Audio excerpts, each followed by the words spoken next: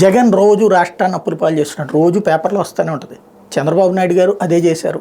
యనమల రామకృష్ణుడు చాలా క్లియర్గా చెప్పాడు. చిట్ట చివరి రోజున లాస్ట్ వర్కింగ్ డే వరకు కూడా ఎంత అప్పులు వస్తాయో అంత అప్పులు తీసేసుకున్నాం. కేవలం ఇప్పుడు ఖజానాలో 100 కోట్ల రూపాయలు మాత్రమే ఉన్నాయి.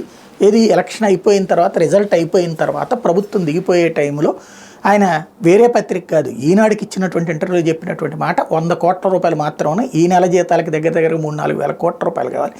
ఎట్లా చేసుకుంటారు, మేమైతే మొత్తం గీకేసామని చెప్పారు. వాళ్ళ హయాంలోనే దాదాపు 90,000 కోట్ల రూపాయల అప్పుతో రాష్ట్రం విడిపోతే అప్పటికి 4.5 లక్షల కోట్ల రూపాయల దగ్గరికి క్లోజ్ అయినటువంటి సందర్భం. అంటే ఈఐఈ కలిపి, ఏది కార్పొరేషన్స్ అప్పులు ఇవన్నీ కలిపి. కాబట్టి అప్పుడు జరిగింది. ఇప్పుడు ప్రస్తుతం ప్రతి ఏడాది ప్రతిరోజు అప్పుతో నడుస్తుంటుంది, ఓవర్ డ్రాఫ్ట్తో నడుస్తుంది. అప్పుడు ఓవర్ డ్రాఫ్ట్తోనే నడుస్తుంది, ఇప్పుడు ఓవర్ డ్రాఫ్ట్తో నడుస్తుంది. తాజాగా చూసుకుంటే లెక్క చెప్పేది ఏంటంటే 365 రోజుల్లో 341 రోజుల పాటు అప్పులు తీసుకుందంట ఆంధ్రప్రదేశ్.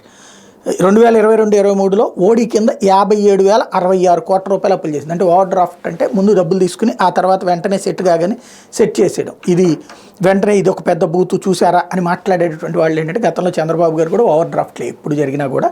కాబట్టి అది తెలియనటువంటి వాళ్ళకి చెప్పచ్చు, తెలిసినటువంటి వాళ్ళకి చెప్తే పెద్దగా విషయం ఉండదు.